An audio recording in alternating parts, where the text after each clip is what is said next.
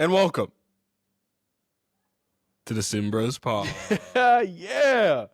Episode 8. I'm Chris. I'm Cam. And together, we're the Simmbros. And we're here to help you win your 20s. Man, Chris. How long did it take us to film that intro? It always takes us a few times. I don't know why. I think it's just us getting acclimated to, talking. I know. I don't know. You told me to do something, and then I took it way too much to heart, and then we were just on the other side of it. But, it's fine. We got it done. Whatever. Tries. Whatever. How's your Sunday going so far? It's good. We started earlier today, which I'm happy about. Yeah. Sad that there's no basketball game, but whatever. We got Sunday Night Baseball tonight. Yeah, you win some, you lose some, go Dodgers. Yeah. But how are you? Yeah, making it through. New work schedule. So I am now in office on Mondays, Ooh. which I wasn't before, Yeah. but I'll take Monday over Friday. Honestly, I think if we're talking about hybrid schedule, if you had to go into work 3 days a week, the best 3 days Are? Monday, Tuesday, Thursday. Why are those the best days, though? No. Okay, so here's what. Monday sucks, right? Yep. Don't get me wrong. Monday sucks. But you also have Tuesday there, right? So after Monday, you got Tuesday. Then you're done, basically, right? You get a little break on Wednesday just to kind of reset the mind, make sure you're not burnt out. Thursday is like a fun day. Everybody's celebrating. It's a celebration, whatever. And then, It's Thursday. and then Friday, you're done. You're home. And then you kind of you start your weekend a little bit earlier. You have no commute on Friday. That's true. If you had to pick 3 days, what 3 days would you pick? I think I would definitely pick. I think those would be the days I'd pick. It'd Right? be some combination of Monday, Tuesday, Thursday, or Monday, Wednesday, Thursday, right? I don't know, because I don't think you really need Tuesday off at the same time. So I think I'd rather front load right. it than back load it. I mean, definitely the people who want to have Mondays off, I don't get that, or Mondays at home, because you've already had 2 days. You've already had 2 days in a row. No, that's Sunday scaries are real. But I mean, think about it. When football starts and you're East Coast, you got to go to bed early. You're missing Sunday night football. It's actually done. So that's what I'm saying. I get why people want Mondays off. We're lucky. We're on the West Coast, so the games start at 5 instead of 8. Yeah. Which, believe me, we were both on the East Coast for college. I don't think I could have done it anymore. Terrible. I was always thinking I want to move to the East Coast, but simply for sports' sake, I think I have to stay on the West that's Coast. not even a ridiculous thing. I'm not even. That's simply for the sports, because I cannot be up that late watching a game. I thought it was cool, right? It's cool NFL season when you start. The games don't start until 1, so you get time to do things in the morning, but. Then also the game doesn't start. The last game doesn't start till 8 p.m. Yeah, you're especially if you have those bad 4 o'clock games. Yeah. It's just get this game started, please. Yeah. I can't watch the Cardinals and Rams again. It's the same. Cardinals, Seahawks every time. Cardinals, Seahawks, Rams, whoever else, right? Yeah, Niners. Wow. Oh my God, Raiders. I can't even think about it. Yeah. So what's changed with you at work so far? Why is the new schedule? What's going on? Yeah. New office, which is actually a little bit closer. It's very happy about it. I think it's a much more tech-y office. Meaning, what do you mean techie? I don't even know how to explain it, but when you walk in, it feels like you're at a tech company. It has a tech aura to it. It's people. It's open space, open floor plan. Yeah. People at their desks. There's there's no walls dividing. You don't have to go around corners. It's just a big open space. Open concept. Exactly, and then you got rooms on the outside. So it's pretty cool, man. And it's also. Like I said, it's a lot quicker for me in terms of commute. So get a few extra minutes of sleep because every minute counts. No, it does. So yeah, no complaints over here, man. Cool. No complaints. And what about half marathon training? Yeah. For those who don't know, doing a half marathon, end of July, and honestly, training's been going great, man. I feel like it's kind of like one of those things you literally get better as time goes on. Yep. I ran 7 miles a week ago. Yeah. At a 10:30 pace, and it felt pretty good. I definitely could have kept going, but I was let me not overextend myself if I don't need to. Yesterday, I ran 8 miles at a 9:40 pace, and it also felt good. I felt like I could have kept going. So I think I'm literally, like I said, you're always making progress. You can see the progress that you're making. It feels better. I mean, we talked about this, but it doesn't always feel great. No, but it feels better. Yeah, we were talking about it. Mile 2, 3, 4, probably the early miles. Because usually mile 1 is not so bad because you're just starting, but then you get in between, right? You're like, oh, I got 7 more to go. Oh, I still have 2, 3, and 4, and it doesn't even feel like I'm halfway there. Yeah, no. When you're at mile 5, your brain's like, oh, we're still going. Yeah, and it's kind of like, oh, okay, it was cool. Yeah, but 2, 3, 4, it's like, Oh my God. It's kind of a struggle, but yeah, marathon training's going great on my side. How about you? I know you're running it with me. Yeah, I mean, I haven't really been training a ton. I'm just kind of just gonna go vibe with it all. I think I'm in good spot so far. But yeah, I'm excited for it. I did a couple miles yesterday, and I'm still trying to always keep my cardio up. So Nice. we're gonna aim for under 2 hours, right? That's probably the time we're gonna think about. Yeah, that would be 9 per. 9-ish per. Yeah. Okay. Yeah, I mean, I think with all the hills, that'll be, pretty doable. But also, we want to go and enjoy the time because I think this half marathon is supposed to be super scenic and like a really good time, right? You end up on the Golden Gate Bridge. So that's kind of cool. I mean, they closed down that for the marathon. That's pretty. I mean, I know a lot of people could be upset about that, but I think that's pretty cool. Listen, it's one day. Yeah. But also, we paid. Let's talk about this. With all this fitness becoming a thing now and all these races, why are they so expensive? Because they know they can. But you're telling me I have to pay $250 to go suffer? Like the marathon was probably more. The half marathon was what, $250? The marathon was what, $400? Something like that, yeah. $400 to go run. You're paying people $400 to go run 26.2. Right. Yeah. Think about that. That's the thing that makes this. Why am I paying? Why am I paying for this? They should be paying me. Yeah, exactly. Or I could just go and sign up and run it. Yeah, for real. So that's crazy. I don't know. I guess there's gonna be a lot of people, so I guess it is weeding out some. I guess you can kind of just pull up, right? I think so. There's two things actually. I've seen that in the LA Marathon, and I think many other marathons you can do it, right? You can just show up and go. But in the NYC Marathon, they take that really seriously. I saw there's people who are calling out people who don't have bibs and making them go off the course. That actually is classic New York. Yeah, that's kind of rough though. Yeah, that's not gonna happen to us. No, of course, because we paid. So I'm saying so.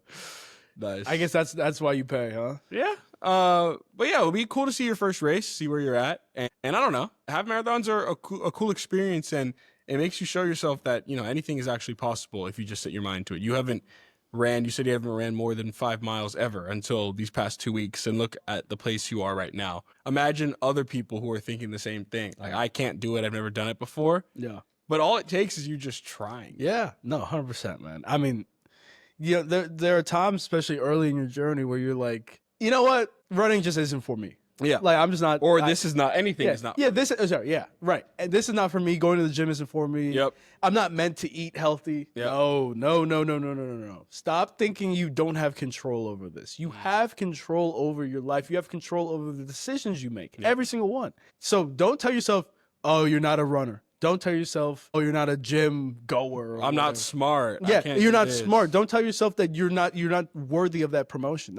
Don't tell yourself that, because you tend to believe what you say. And it's very important to remember and understand you have the power to make things change. Yeah, I think that's important. And it's the mindset shift that you need to have. I saw that, even me thinking about a story when I was, I said you're not that smart. That's sort of what I thought to myself at points when I was younger, right? I'm just not that smart. It's just not for me, right? I don't have this, I don't have the super gene. I'm just not a school guy. But what does that mean? I'm not a school guy. What does that mean? I'm not this. There are areas in life that require God-given gifts. Okay, I'm not 7 feet tall. That is actually true. I'm probably not going to make the NBA, right? But to say I'm not a school guy or I'm not a school person, what does that mean? It means you don't want to study, or is you control the work you put in there. Yeah. And saying that is just copping out. Yeah. I think, you can't let life happen to you. Yeah. You have to attack it.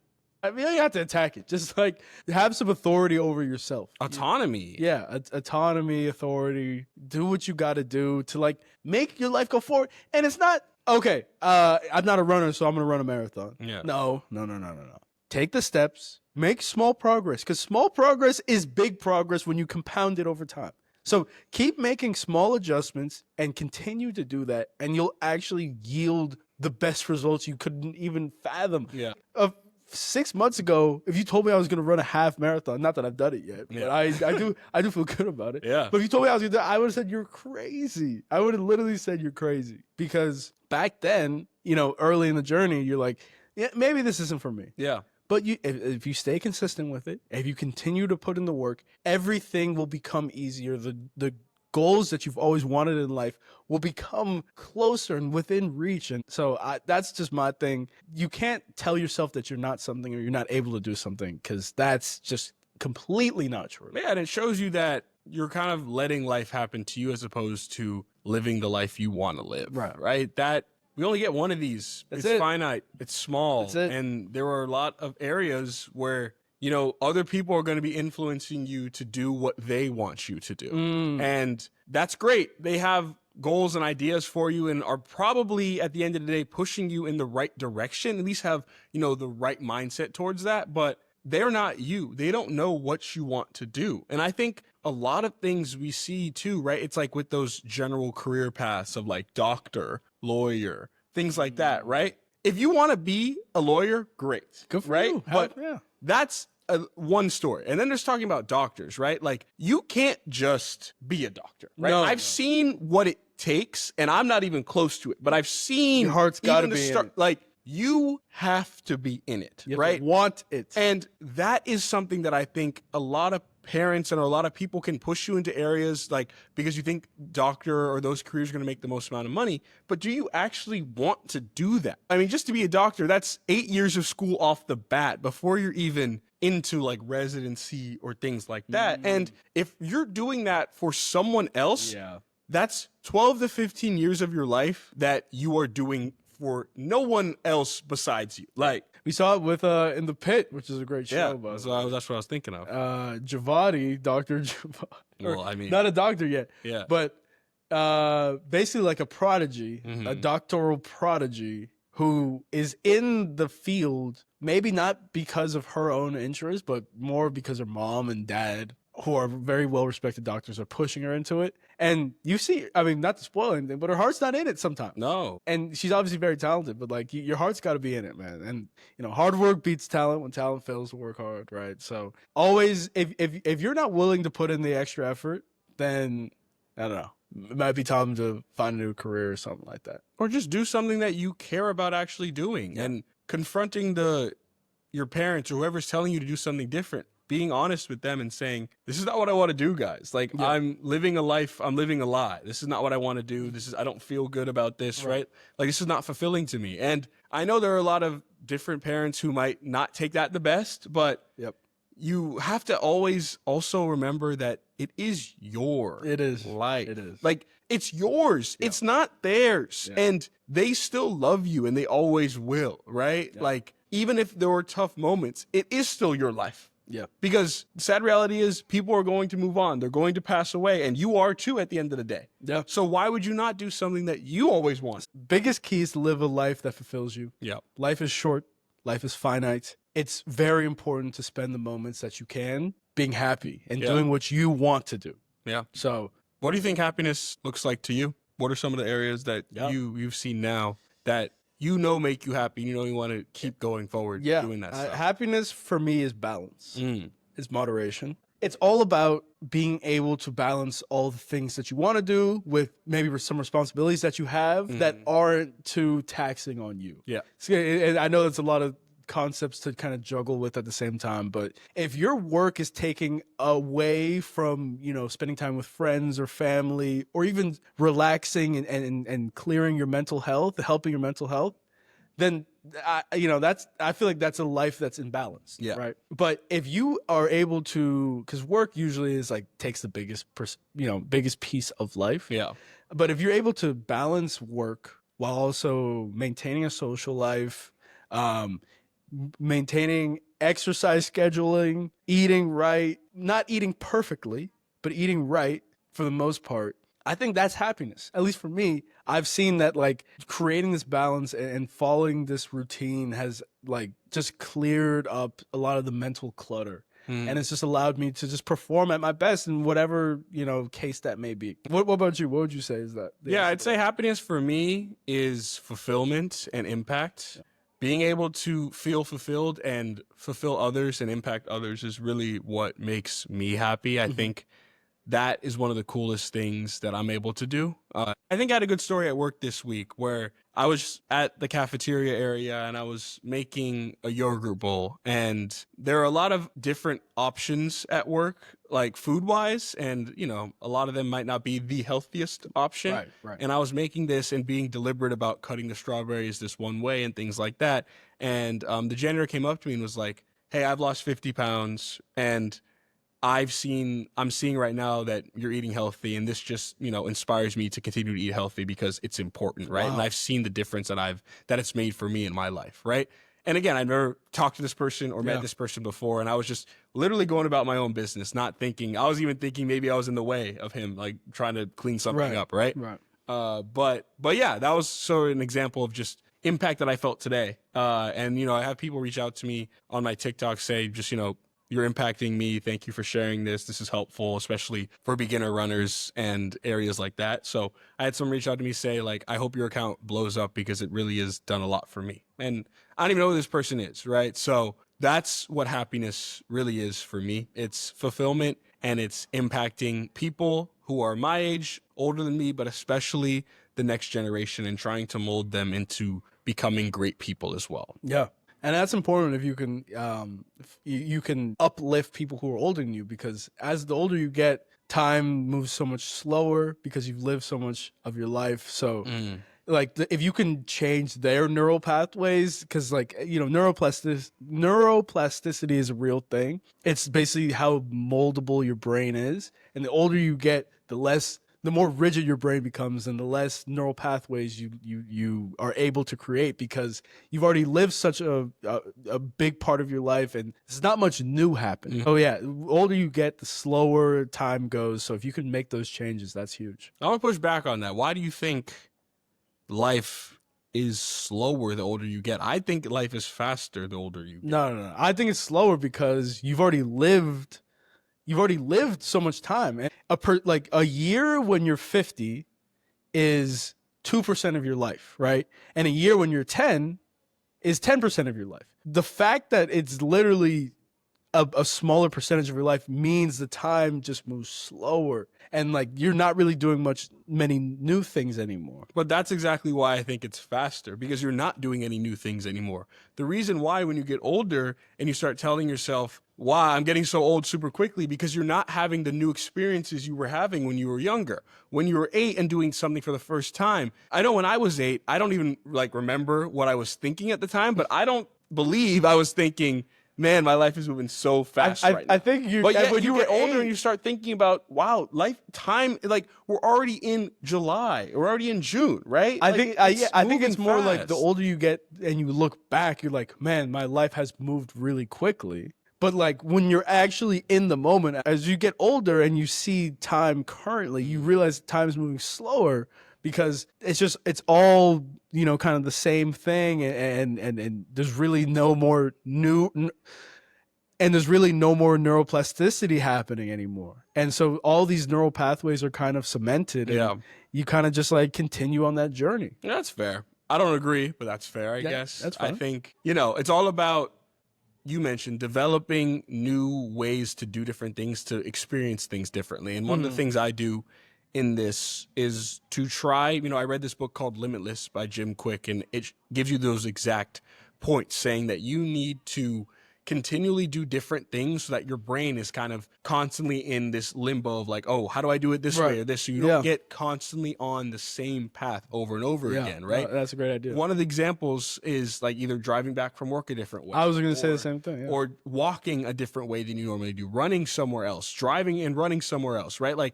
Anything you can do. And one of the biggest things that I do, and I've done, now it's become used to it for me, is brushing your teeth with your opposite non-dominant hand. That is really good. And I remember the first time I made a video about this week, and people said they started to do it, and the first time they did it, it went pretty badly. And it did for me too. But now I'm kind of used to brushing my teeth with my left hand. So at the end of the day, I might even need to create a new neural pathway. Even brushing it with my right hand feels a little weird and off. Yeah. No. The more you can, neuroplasticity, it was linked to dementia, I believe. Or, the less neuroplasticity you have, the less neural pathways that you create, the older you get, the more likelihood that you would develop dementia, which is kind of eye-opening. So it's always important, especially as you get older, when things, you've experienced a lot of life, things may not be as new anymore, to keep trying new things, keep doing new things, travel to new places, eat new cuisines, talk to different people. It's great for the brain. And so if you can really start doing that now as well,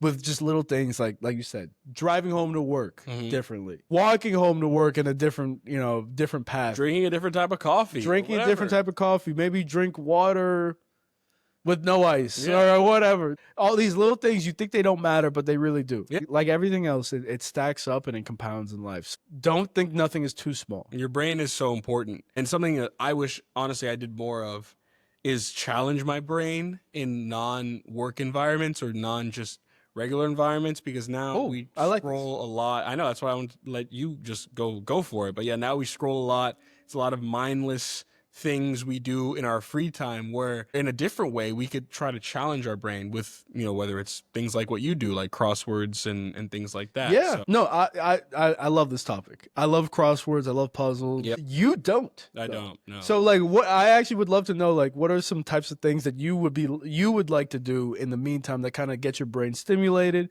that isn't like, life or death situation. Like what? Yeah, what I would like to do more crosswords, or I'd like to. No. What Don't I'm say trying that. to do now is Don't say that. Well, again, what I would try to do, but I'm not even going to admit to trying super hard at this, is getting back into chess. I think that is important to me. Look, I think that's great, but we talk about this. Listen, I'm not going to say I'm going to do it. I say I want to, but I'm being like everybody else. I know I'm probably not right now because. But why not? Because it's not my priority when I want to relax. It's tough. I think a difference between me and you is that doing those things helps me relax. Yeah, that doesn't help me. I think it helps me relax because I can like use my brain a little bit, and just like getting that mental stimulation is always great. It's like, especially when it's something new, like the mini crossword, the Wordle, sports connections, all those types of things. It's new every day, and it changes, and you have to think about different things. And for me, it's a very relaxing activity. I think chess is fantastic. Yeah. For some people, it's relaxing, not for Magnus Carlsen. Yeah, I just like watching. I just like watching them do it. But you like watching chess? I mean, if I watch it fast enough and I see it on the bottom where they see the screen and they show it and someone analyzes it, I think that's super cool. That is pretty cool. Because it shows you, okay, they did this. They thought about all these different moves, because life is chess too, right? Absolutely. One move is going to influence another move, and you also have to start thinking ahead to be like, well, if I make this move, this person is probably going to do this, which means I need to do this, which means I need to do that, and so on and so on. Yeah.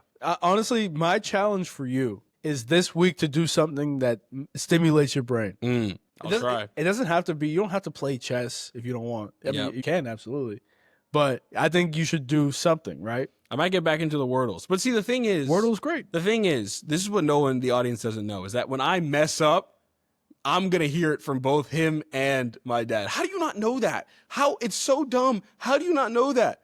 Like, dude, that's fair. I want to just play. This is why, like, I don't even want to send it. I don't want to play because if I don't get it in a certain amount of time, they're gonna call me dumb. No, okay, that's fair. That's fair. That's not. It's a pressure-filled environment. Mom knows. Where is she? And me and my mom versus him and my dad. That's how it works. Yeah, no, honestly, that's fair. I think we need to be more accommodating. Yes, you and dad. Yes, we need to be more accommodating towards your needs.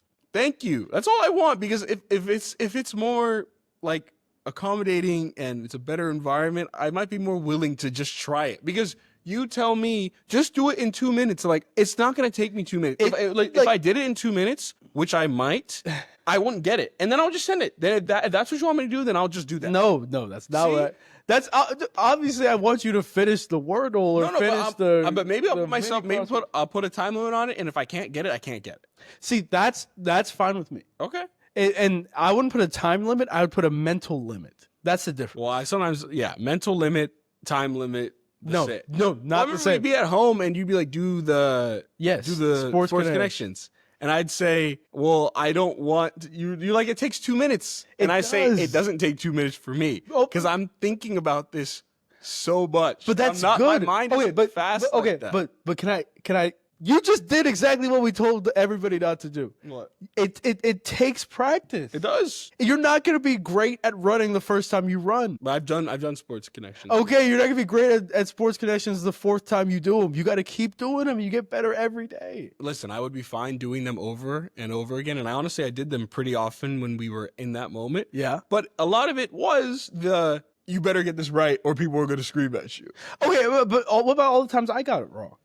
Yeah, but you never got it. You never. Yes, get I it did. wrong. All the time I'd send it. See, Dad would cheat. Yeah, I would. Dad would get it wrong and then send the right answer. Yeah, no. Look. Okay, I Challenge your mind. can definitely put my hand up and say that was my bad. I definitely will not be as scrutinous. But for this week, I want you to do the mini crossword at least 4 times this week. 4 times? I don't know. I've never done the mini crossword before. Okay. You could maybe give me on the sports connections 4 times, because mini crossword, I don't even know where to even start with that. It's like a crossword. Yeah, I know, but I'd rather do the sports connections because that gives me at least whatever overlap in my life. Whatever helps. Yeah, but whatever. End of the day, it's challenging your mind and continually doing things that are going to stress it, right? Like your mind is a muscle, just like you're running, just like you're lifting weights, whatever. You need to put strain on it in order to continue to build those muscles. And you have to think about your brain like that, right? Challenge, read a lot, do things where you're just going to feel different, right? Even if it's like sometimes writing with your left hand or writing with your non-dominant hand. It's not easy, but you know, it just pushes your brain and mind to think differently. Right? That's what's important. You always want to put yourself in relatively uncomfortable situations because uncomfortability is what builds strength. Uncomfortability. Is that a word? I don't think so. Yes, it is. I think it's being uncomfortable. Okay, but yeah.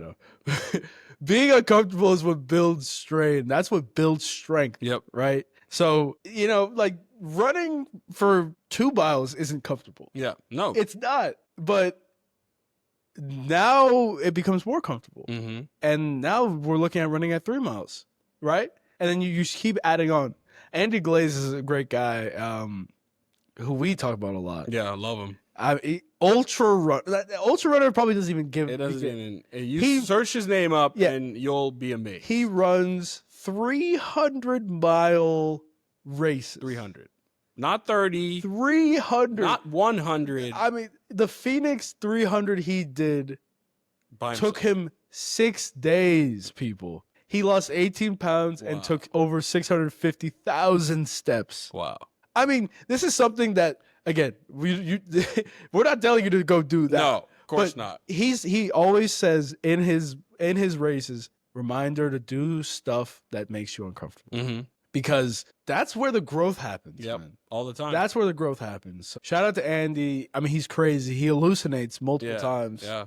Reminder to do things that are uncomfortable, but also a reminder that you get to do things that are uncomfortable. Yeah. You get to live the life you are living, even though it's challenging. The mindset of I have to do this versus I get to do this will change your life and human experience, right? I get to run today.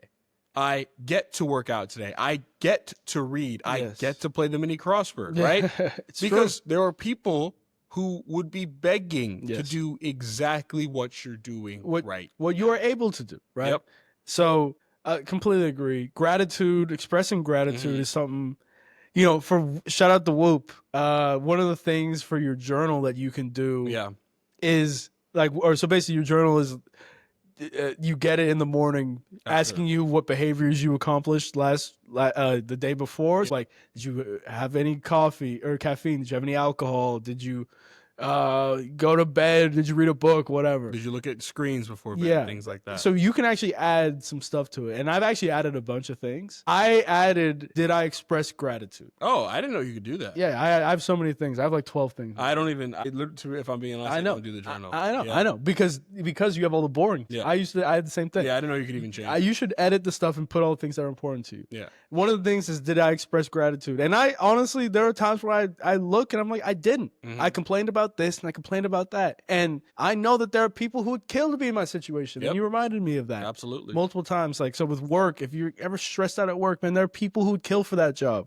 If you're stressed out or if you're mad that you can't lift something as heavy as you wanted to, man, there are people who would kill to lift as heavy as you are. Yep.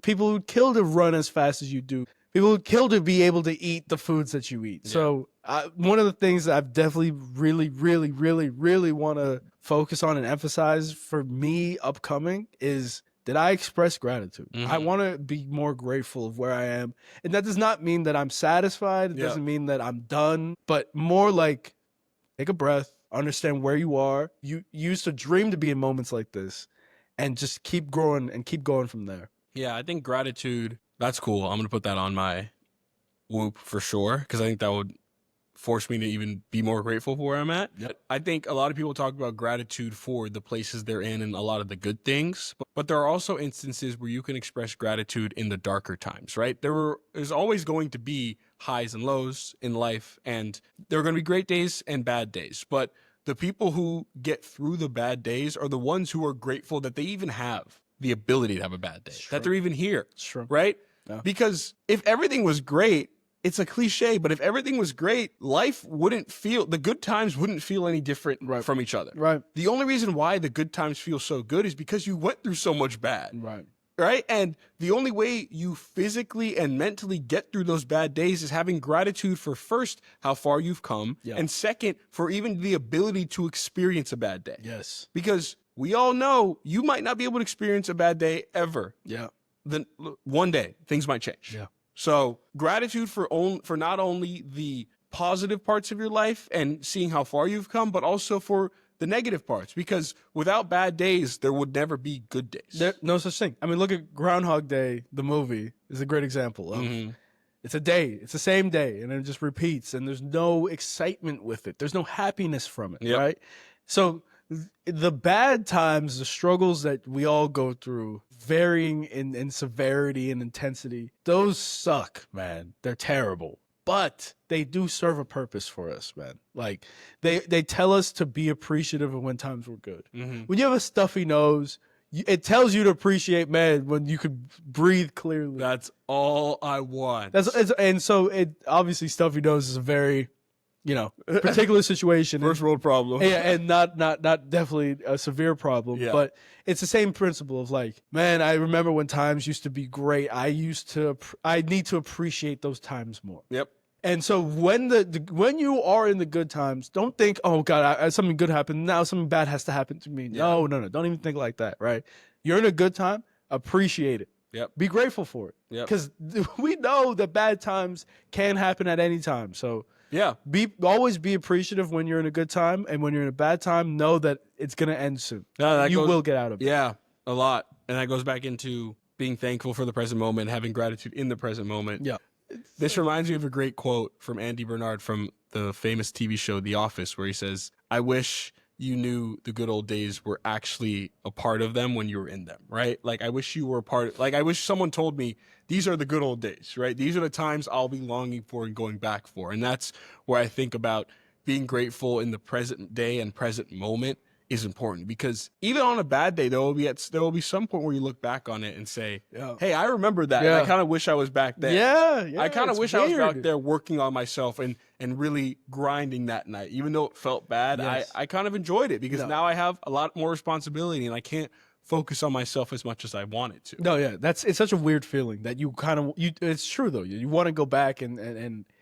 kind of go through it one more time. Yep. Just to let you know that you're alive sometimes. And one of the things that I am realizing is super important is listen to the older people who have lived lived a little bit longer than you have. Yeah. If they tell you to be grateful for something, you better believe them. Yeah. Because I mean, one of the more recent things that I didn't think I was grateful enough for was the college experience. You get to live in the same general vicinity as some of the closest friends you'll ever have. And just people your age too. And so I didn't appreciate that. I really didn't. After college, everybody moves, everybody disperses, they go back to home, they stay in college, they go to different cities, whatever the case may be. Everybody's scattered around. And you don't get to, be walking distance from some of your closest friends anymore. And I don't think I appreciated that time enough, personally, because I remember the first few months when I was here, I was like, dang, I used to go across the hall or around the corner and see Drew. Shout out Drew. And that's just, I can't do that anymore. I got to take a flight to see all these guys now, right? And so it's just a much different ball game. Yep. And that was the one thing where every junior I knew, or now graduated senior, I would tell them, appreciate these moments. Yeah. Don't worry about this, that, or the other. Like, you'll get there. You'll be fine. Yeah. Appreciate these moments right now. No, college is literally a time like no other. And it's a moment that you only appreciate after the fact. Really. Yeah. Yeah, it's true. I know, you're around people who are relatively your same age, who are your friends, who are going through the same things you're going through at that exact moment. Crazy. That never happens ever in your life. Not as soon as you graduate, someone else is doing something different. You might be 22 getting out of college. Someone else might be getting married. You might be going to the Navy, and someone else might be going back to school, right? Yeah. But you're all the same age. Right. That is the biggest difference. Where you're in college, everyone's going to class, going to the dining hall, doing the same things, trying to figure their life out. And you're all in this sort of closed environment atmosphere, right?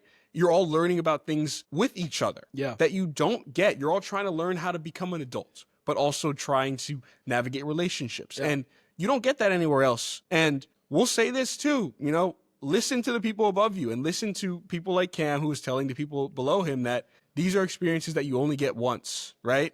And you only get to be in that same place with people your age, with people who are doing the same things as you one time. Because once you leave the world, everyone's on their own path, and you have to make more of an effort to be with those people and find connections. And it's much more difficult. And just like you said, when that moment comes, you got to appreciate it. And speaking of appreciating moments, we are filming this episode on Father's Day, so definitely want to give a big shout out to all the fathers out there. Yep. Man. I mean, the imprint that you put on your children's lives is, words can't even describe the magnitude of that. So definitely want to give a shout out to all the dads. And as two men ourselves, right? Like, we want to become good fathers in the future. The best, right? That's something that we take seriously, right? And something I saw recently that I thought was pretty cool is that, a man's goal should be to be a great father. Like, that should be one of your main goals that you set out in your life. And at least for me, that's one of the main goals I have. And I'm constantly trying to become a good father when I do, right? I'm trying to make myself into a good father. And it's great for me to have such a good person to look at in my own father right now and other fathers I've met before. Yeah. Right. I mean, I'd ask you, I think it's kind of like being like a head coach in football. You can't really, there's no real prep for it. Yeah. But you're not a father as far as I'm concerned yet. I hope not. What can we do in the meantime you said you're trying to become a better father now. Like, what are you doing now? What can we do? Yeah. I think it's just finding good moments from your current father's relationship, or seeing people who are good fathers in other areas of your life, and just taking notes of that, right? And trying to live your life as if you were leading someone else or trying to build someone else's life up. That's what I sort of talk about in trying to make an impact, right? I think you said you can't really prepare yourself for it, but all you can do is try to emulate the people you've seen above you and the older people you've seen who are living fulfilling lives themselves. Yeah. That's what I think. I don't know if you have any ideas about that. Yeah. No. I mean, yeah. You can't prepare. Yeah, I agree. It's hard to prepare for something that you haven't done yet. Yeah. And that you literally can't do. Yeah. But always take from older people. If they have so much wisdom to share, and it's super important to they've lived through life that you don't even know, right? And when we're younger, we think we know everything, especially when you're a teenager. I don't want to listen to my dad. And then you look back 10 years later. Crazy, right? And you say, he was actually right the whole time.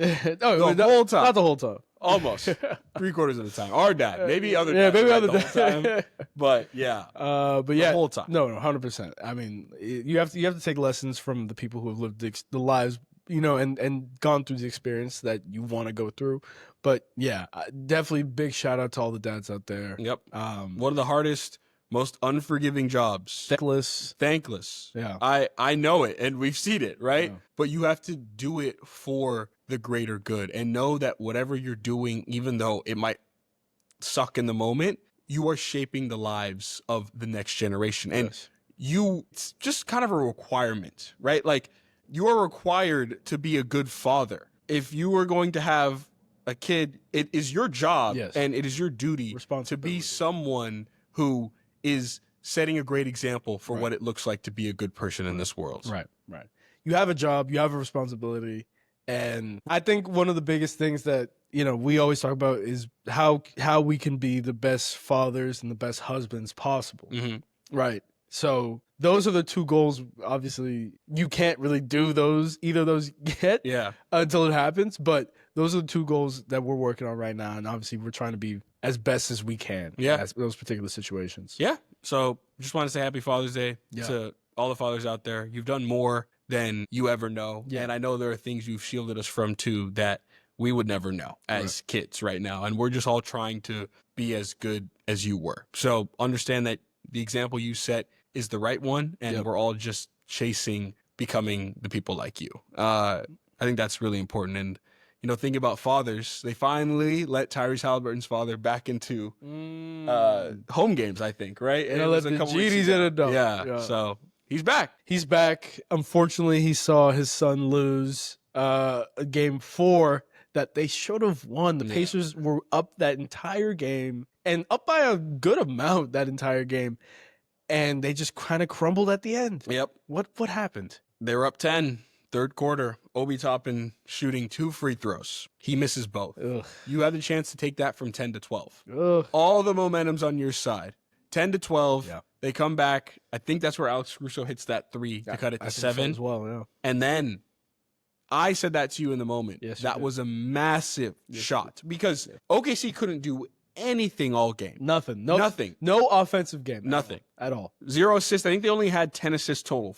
6 in the first half, 4 in the second half. Like, that is not winning any basketball games. Had 10 assists and only made 3 threes, and they shot only 17, which in this NBA, the Celtics will shoot 17 and a quarter. I don't know if you remember, they took 19 of 23s in the third quarter against the Knicks, which is why they lost. That's terrible. 19 of 20 shots were threes. Besides the point. That's terrible. Alex Caruso hits the massive 3, and then they're still right in the game. This was the difference. It felt like OKC did exactly what Indiana does to other teams. From game 1, OKC is controlling that game, and you look back down to the score, and you say, why is OKC only up 8? Right. They should be up 12. They should be up 20, honestly. Yeah. Same thing with Indiana. They're hitting all these threes. Toppin's hitting threes. They're having a great moment in the first half, and they're only up 4. They're only up 6. They're not up much, right? Why is OKC still in this game? Yeah. I think the Pacers were definitely, they kept trying to, give out the knockout blow in the third quarter. And sometimes that's just too early. You got to still continue to play your basketball. I think they deviated a little bit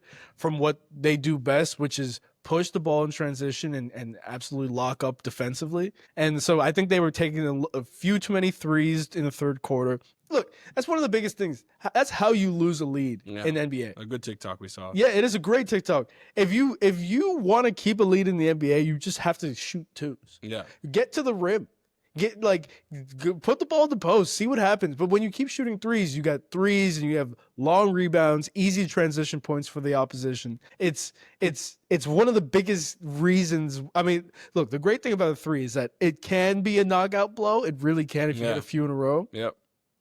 But if you start missing these 3s, you have to go back to what worked for you because you're just giving up the lead and you're giving up easy transition points for the other team. Yeah. And that's what happened. You keep them in the game. My coach has always said this too. You keep teams in the game. You give them a shot. They're going to smell blood in the water. And that's what Alex Caruso said. That's what Shea and J-Dub said. You just kept us in the game. We knew we had a chance, right? You're down 15 going into the fourth. That feels like an insurmountable comeback the way their offense was going. Yeah. They only go down 8 or 7 going to the fourth. A lot better, right? Yep. We can do it. It's a 2-possession, 3-possession game, right? We can do that. That's 2 stops. We're back in this game, right? And that is the difference where you need to be able to put teams away when they're ready to go. Because there was a moment right there up 10 that I saw the Thunder season flash before their eyes. I saw Shea Gilgeous-Alexander's legacy flash before his eyes. He kept missing those weird runners like late in the game. Yeah. Or sorry, not late in the game, like early. He kept missing those weird like runners and shots that he makes in like the early fourth quarter. And I was thinking, oh, this game's done. Yeah. This game's done. And then they just kept chipping away at that lead. Shea ended up hitting some big shots. Well, he hit the biggest shot of the game, probably, that 3. I thought that 3, again, people might not believe this, but we're talking as we watch the game. And I don't know if you remember, I said, someone has to hit a 3. I don't know if you remember when I said that. I remember. I do remember you said when Shea shot, you're like, oh, he made that. Yeah, I said he made that. But I said, because it was 4-point game, right? I was like, someone just has to hit a 3 because they need one to make it possible to take the lead because they would tie or they would get 2 points down and then Indiana would score 6 points in a row, right? It's like that's the classic sort of NBA situation, right? You get super close, you can't ever take the lead, right? You get tied, but you can't ever take the lead.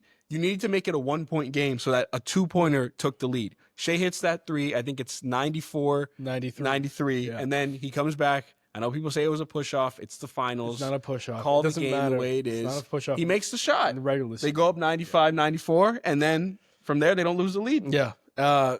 Great. Absolute great game. Kind of going on to game 5. Can be interesting because it's back in OKC. Under a crowd that's rowdy, a loud crowd, really a loud crowd. I really don't see the Thunder losing game 5. I don't. I don't think they will either. I think. Look, what Shea unlocked at the end of game 4, what the Thunder unlocked was the guard-to-guard screen at the top of the key. Yep. Jalen Williams, J-Dub's man, who was Neesmith, would set a screen on Nembhard, who was playing fantastic defense on Shea all game, by the way. And they would be, because Jalen Williams is such a threat offensively, Neesmith and Nembhard had to switch. Yeah. Right? And so when that happened, Shea would just attack Neesmith. And honestly, he couldn't guard Shea. He couldn't guard him. And it was getting embarrassing. He kept fouling, or he would lose his footing. He would give up the blow-bys. I feel like the Pacers have to find a counter to that. I think the NBA is really funny when you say, because Jalen Brunson, one of the really good guards in the league, all-star, Yes. all-NBA player, wanted anybody but Neesmith on him. I mean, he would try to wanted switch Nembhard on it. Yeah, it's crazy. And when Nembhard would guard him, it's like, this is barbecue chicken. He was scoring every time. Crazy. And then Shea, the MVP, wants anyone but Nembhard on It's him. insane how it works. It's really weird. And Neesmith is taller than Nembhard. Jay is taller than Brunson. Yep. So it makes no sense. It makes no sense. It makes no sense. The only thing is like Nembhard and Shea are good Canadian friends. Yeah.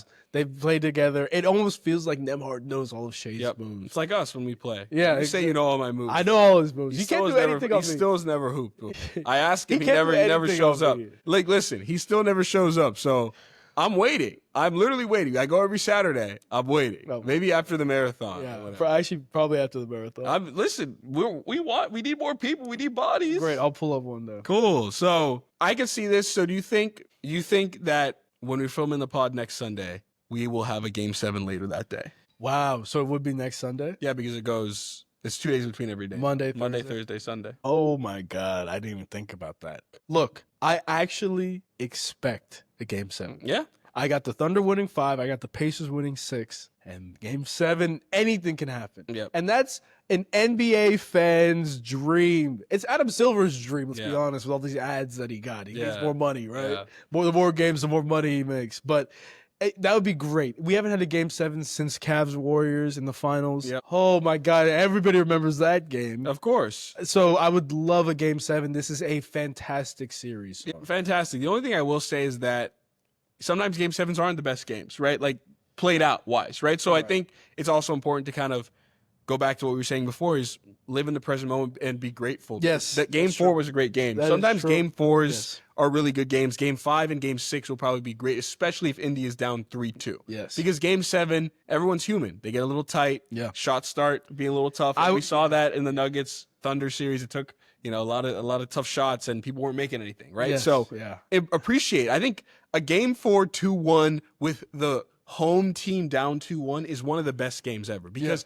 they know they need to win that game on the road to keep their series, to keep their season alive. Right. And in this case, OKC knew they needed to win that game to keep their championship hopes alive, right? And that's why, and because there's you have another buffer game, right? You're not going to be eliminated on that game. You kind of can play a little bit harder and a little looser. So that's why I love myself a game 4 2-1 when the whole team's down 2. And here's another game where you're not going to be eliminated. So hopefully for both these teams in game 5, I hope both these teams play loose and play fun. Yep. Very excited for this. If it does go to 7, I would kill for like an old school 85-81 Would you game. really kill for that though? Like I would kill for 137, 134 game. What made couldn't disagree more. What made that Cavs Warriors game so special? Nobody could score for 4 minutes of game time. But wouldn't it be just as special if people are scoring at will? No, it absolutely it's still the not. same thing. No, Like, no, what no, if no. Steph Not is the same making all thing. those shots. No, Kyrie's making all those shots, and then it's 117, 114. No. It's not the same thing. It's not an all-star game. It's not a regular season game where I would love for a score to be 120 to 125. In a playoff game 7, I want to see the defense lock in. I want to see you dig in your heels. Every point counts so much. Every point matters. It feels like a dagger to the heart. I can't wait for that. I would kill for that. Yeah. Listen, I don't care. As long as we get a Game 7, I'm here for that. And I think it would make most sense to go there. But again, you don't kind of think. Appreciate. Yeah, I agree. But you don't think the pressure's on the Thunder here, but it actually kind of is, because the Thunder cannot lose Game 5. Oh, absolutely. They do not want to go Game Absolutely 6. not. You need to hold serve, as Carlos Alcaraz showed us. You better hold serve, or you're gonna come back, right? So tough. the pressure's on the Thunder, I would say, and the Pacers have free. If the Pacers just need to win one game on the road, so they have 2 shots to do that, assuming they take care of it at home. Right. So yeah. Should be a great game. Tomorrow, we will absolutely have our pre-game and post-game reactions. Check that out on TikTok and Instagram. Simmbros, all platforms. And your challenge, you already gave me a challenge, but yeah. Challenge? So, Chris, your challenge is to do the Sports Connections 4 to 7 days this week. You got a challenge for me, and then I'll give one to the viewers. I don't have a challenge for you. That's not my job. The challenge of the week is to express gratitude. In the morning, every morning for the week, I want you can either write it down, you can type it out, or you can just say it out loud. But say it out loud, if you do say it, that you're appreciative of where you are. Mm-hmm. All the struggles, all the challenges, all the hard work, late nights, early mornings, all that kind of thing. It brought you exactly to where you are right. And it's important to appreciate yourself and give yourself a little bit of a break. Yep. Absolutely. I think it's a great challenge. I'll do that too, along with my crossword or Sports Connections, whatever I end up doing. Whichever one you end up choosing. Yep. And with that, we're out for this week. Episode 8 it was, huh? Episode 8. Wow. Keep it going. Every week, we're out now. That's the Simmbros for you. Fucked.